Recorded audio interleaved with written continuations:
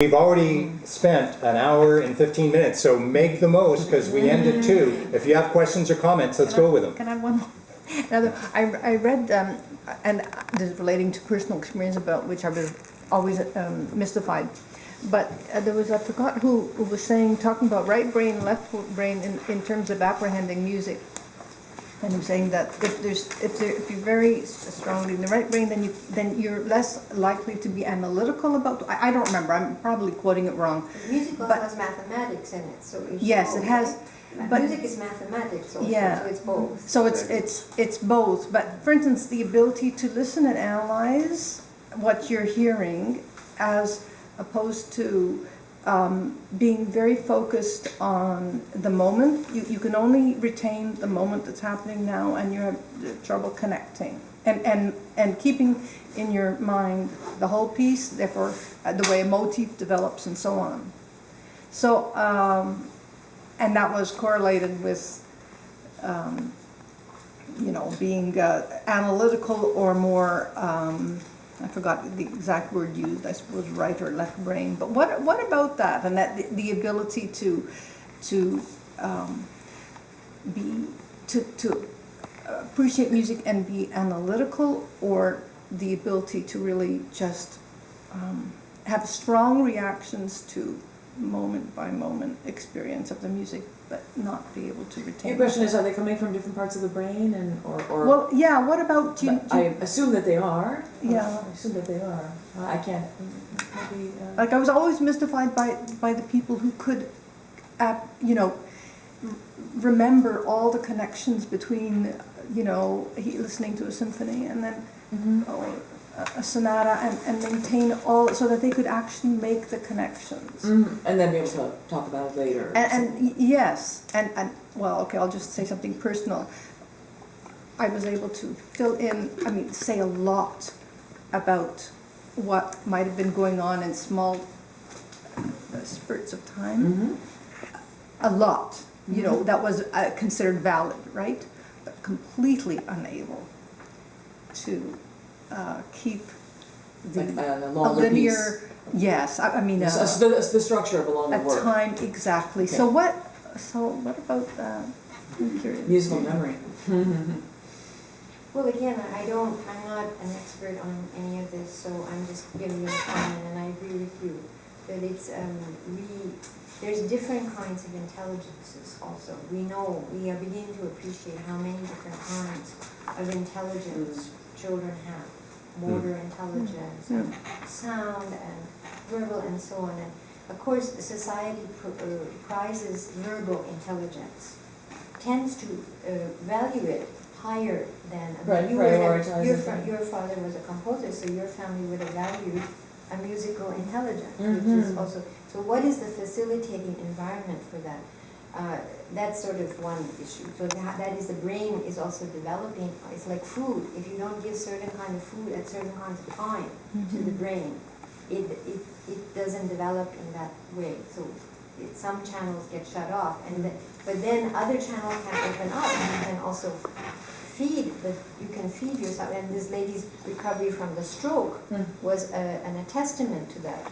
Her mother let her sleep and refused to put her in the hospital, and let her sleep and sleep and sleep as much as she wanted to recover. And then she started to verbalize, and so it was quite an extraordinary story, the stroke. I found it really fascinating in terms of the plasticity of the brain. But there's another level of what you're saying is, could it be that if we have an emotional block for other reasons that we do not really understand about ourselves and our own narrative history, our own emotional narrative history, can that emotional history actually start to trigger blocks in us, which can remain there, or which we may say, well, this is a kind of illness, and I'm going to try and approach different experiences. Do you see what I'm saying? So some children, for example, it's more important for me not to talk to them, but to encourage them to do sports, or to sing, or to do other things, because I have to do that first because I have to make them strong enough to have insight. So we, as adults too, these are very plastic experiences that we're just beginning, just tiny bit to understand. And so again, the whole The neuroplasticity. yeah, the neuroplasticity of the brain, and is this really bipolar disorder? Was it an illness, also a civilization, and being civilized?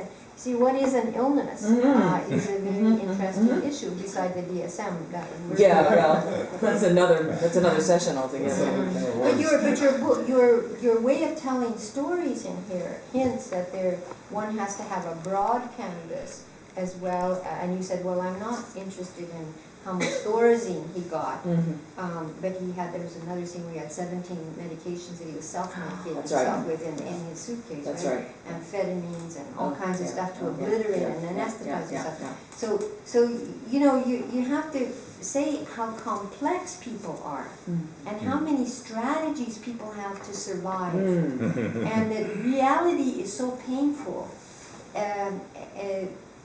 The artist at least has access to another place. He can go there and come back. If he goes there and he cannot come back, then he's in big trouble, right? He may go to a very omnipotent place where there's no, and so his poor partner probably has to carry some very, very heavy loads. Like, so a lot of these stories were also about what happened to the partners of these brilliant people who were so damaged. And how the partner who's ill can bring that illness into the relationship and actually destroy the marriage very quickly.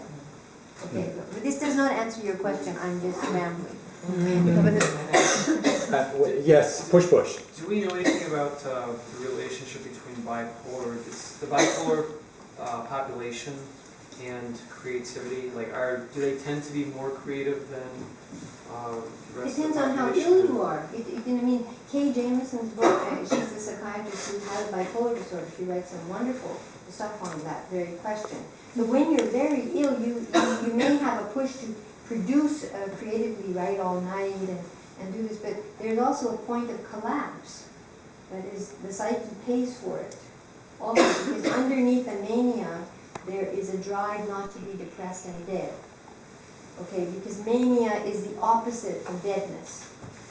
So it's aliveness to the point of fatigue and dismemberment. So yes, there is access to a tremendous channel of energy, but you can also become so disorganized in a psychosis that you can't listen to anybody around you. You can't set any limits. You spend all your money. You crash your cars. You spend all your money. You rip apart your relationship. So it's not so romantic.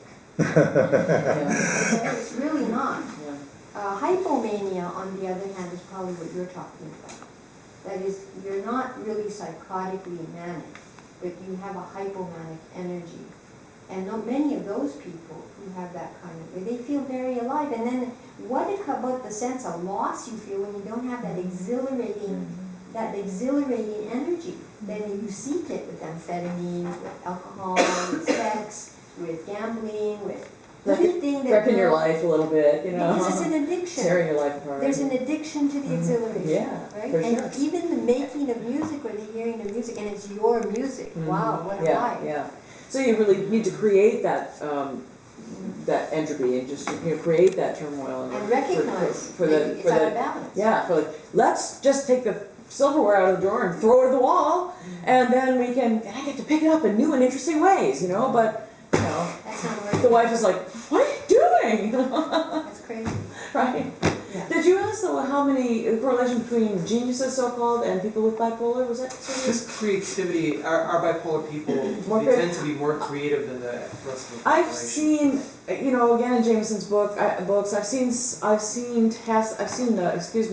statistics that are between 30 and 80% of the population. Now, that's very select populations, and I don't think that holds up at all across the general population. The general population is about 1.5 or something like that of the population is bipolar. But so, yes, we do see these figures frequently, but I think we need to take it with a grain of salt and look at some other factors that might be coming into play, because I think what that leads to, what has led to, are a lot of people out there trying to make this connection between bipolars being geniuses. You know, like, it's just not that It's simple. romanticizing. Yeah, and it doesn't necessarily hook up, and it's not that simple. And so I think that movement, I think it's grinding out. I think it's coming to an end. Well, the Americans Hopefully. have gone through a whole thing of overdiagnosing bipolar disorder in children. I mean, at 4, they're putting them on lithium, some people, No, it's true. and there's been a whole wave that has to be corrected. That this is not bipolar disorder, this is child abuse or child trauma that's manifesting as explosive behavior. And so, anyway, that's a whole other discussion and discourse. I don't think that's what you're talking about. I think you're talking about the romanticization of accessing this exhilarating energy, which is highly productive and creative if you already have a disciplined mind and a gift. But if you don't have a disciplined mind and a gift, it can only lead to a lot of disorganization. It's kind of romanticized to some extent too. But you can't read this book in those explosive periods of brilliant creativity and not be a little bit envious. Yeah, I agree. It's just, I agree.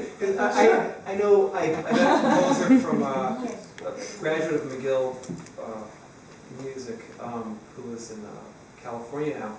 And I said, well, how do you go about composing? And she said, well, I get up every morning and I sit down at my piano at 9 o'clock, and at 12:30 I break for lunch, and at 1:15 I go back at it, and I finish at 5. Right. Yeah, that's good. Which is completely unlike anything I read about in your pages. That's how most artists work, That's how by the most way. artists work. Okay, right. And then I compare that to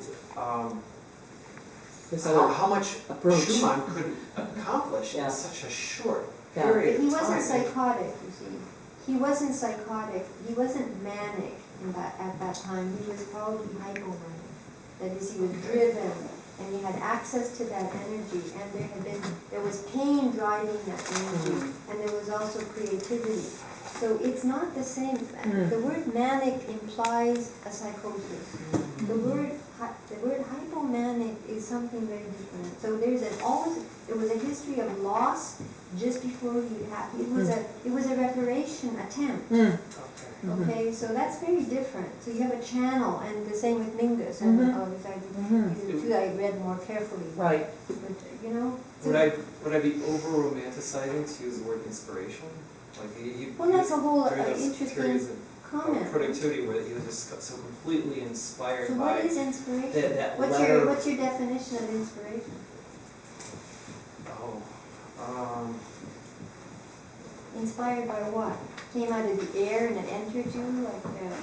Well, what? in these cases, his relationship with Clara, at certain points, when he felt he had her love, he had this explosion. He found an object, like his lost dead mother.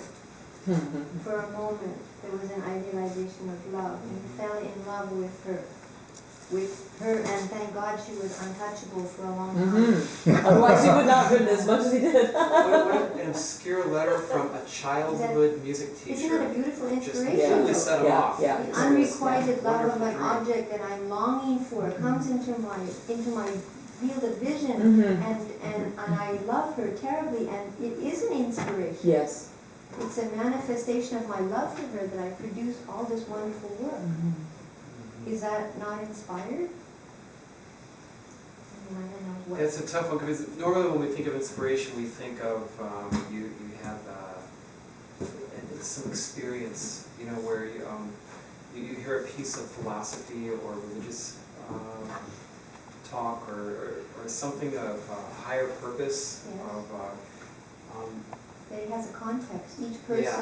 Each person has a context always, psychologically. We're all embedded in something.